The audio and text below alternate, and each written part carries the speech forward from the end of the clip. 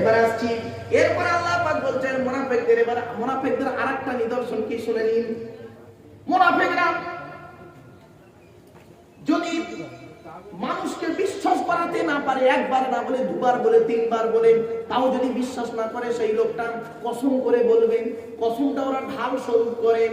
তাই আল্লাহ পাক বলছেন নবী ওই আব্দুল্লাহ ইবনে উবাই তোমার কাছে এসে কসম করে করে বলছে, মানে কি, যাতে করে নবী তুমি বিশ্বাস করো আব্দুল্লাহ ইবনে উবাই ভালো লোক আর বাকি সব খারাপ লোক, এইটা যাতে তুমি মনে করো। খবরদার ওই আব্দুল্লাহ ইবনে উবাইকে বিশ্বাস করো না, ও একটা মুনাফিক।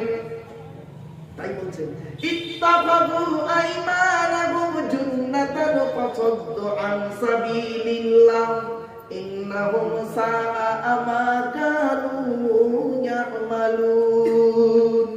ইত্তাখাযু আইমানাহুম জুন্নাতান, জুন্নাতুন জিন্নাতুন জান্নাতুন,